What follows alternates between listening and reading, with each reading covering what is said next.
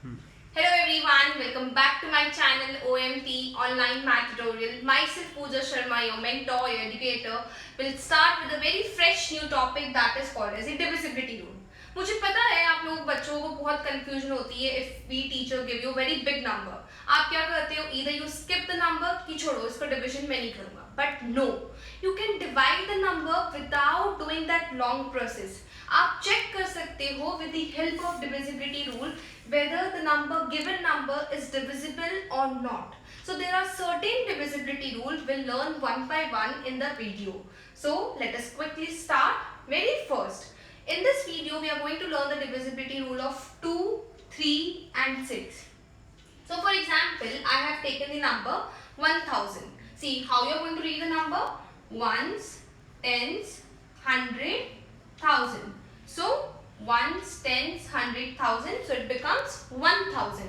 Because आपको पता है ones, tens, 100 they all live together in ones period. So आप इन दोनों को तीनों को साथ में पढ़ोगे.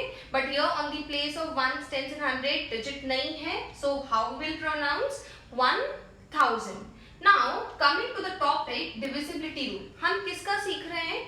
2, 3 and 6. अब आपको देखो सबसे पहले डिविजिबिलिटी रूल 2 का पता होना चाहिए. अगर आपका जो लास्ट डिजिट है 2, 4, 6 और 8, 2, 4, 6, 8 इंक्लूडिंग 0. अगर आपको लास्ट डिजिट में ये वाले नंबर्स मिल जाते हैं 2, 4, 6, 8, 0, तो आप बिना डिवाइड किए उस नंबर को 2 से आप कह सकते हो कि ma'am yes it is divisible by 2. For example if we check 1000, तो 1000 के वंस प्लेस पे लास्ट डिजिट में कौन है? Means on the ones place कौन है? 0. सो वी नो दैट मैंने अभी बताया है रूल कि इंक्लूडिंग 0, 2, 4, 6, 8 अगर आपको इनमें से कोई भी डिजिट मिल जाती है तो आप कह सकते हो yes it is divisible by 2 without doing that long process. I hope you got the picture.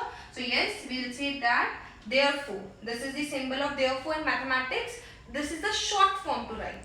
So therefore, 1000 is divisible by 2.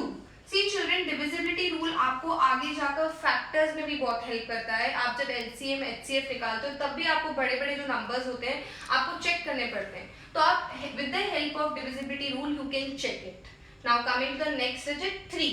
अब 3 का divisibility rule क्या कहता है? आप जो भी नंबर आपको दे रखा है whatever the given number is, आप जब उनको ऐड करोगे तो जो उसका सम आएगा, for example here we have 1000, तो हम 1000 को ऐड करके देख लेते हैं. 1 plus 0 plus 0 plus 0. So what it will become? 1 plus 0 plus 0 plus 0. अब 0 के साथ कोई भी नंबर ऐड कर रहे हो आप आपको क्या मिल रहा है वापस सही वही same number. So 1. And I know that 1 is not divisible by 3. क्यों? क्योंकि 1 3 का मल्टीपल नहीं है, नहीं आता है 3 के टेबल में 1. सो आप क्या कहोगे? 1000 is also not divisible by 3. I hope you are getting the things. सी क्या करना है मैं वापस रिपीट कर रही हूँ. जो भी आपको गिवन नंबर दे रखा है आप उस नंबर को ऐड कर दो.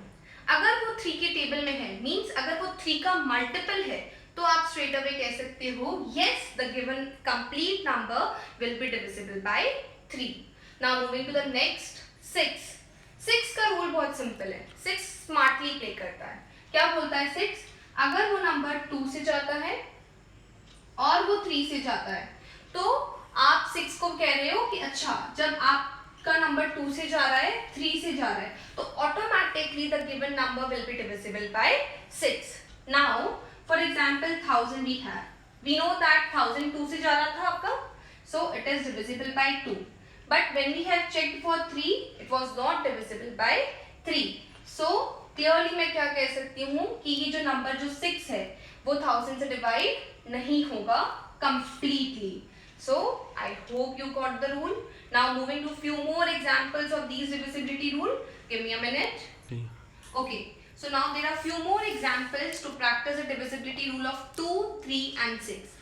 First question is 28. सबसे पहले मैम ने रूल क्या बोला था कि अगर आपकी वंस प्लेस पर आपकी जो भी प्लेस है उस पर अगर आपको 0, 2, 4, 6, 8 इवन नंबर्स अगर आपको मिलते हैं so you can say that the complete number will be divisible by 2 without doing that long process.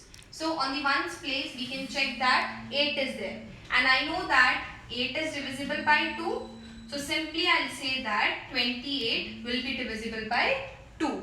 Now coming to the next 3, how we are going to check? Add the given number.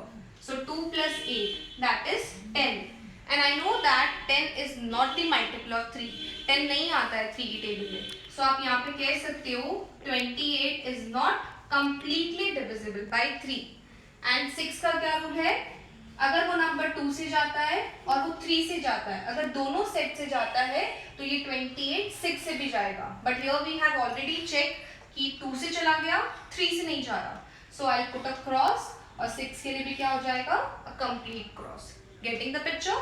Now moving to the next question, 56. On the ones place, what we have?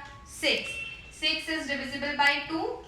0, 2, 4, 6, 8 होना चाहिए. 6 है, बिल्कुल 56 आपका exactly divisible होगा 2 से.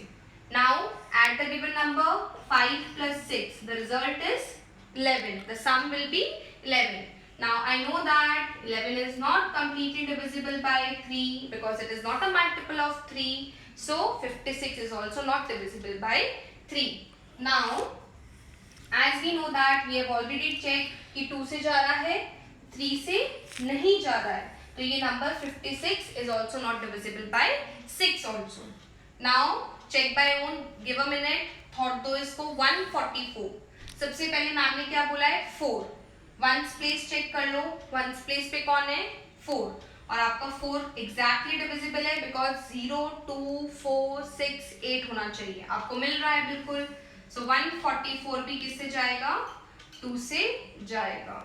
Now add the given number. 1 plus 4 plus 4. So 144 is also divisible by 3. Now quickly coming to the divisibility rule of 6. 2 से जाता है, 3 से जाता है, तो वो नंबर 6 से भी जाएगा. And we are so happy that it is divisible by 2, divisible by 3, and yes, it is divisible by 6 also. Now children, this question will be your homework. Try to do it by yourself and comment the answer in the section box, and please subscribe my channel and share the content as much as you can. Happy learning. Bye bye.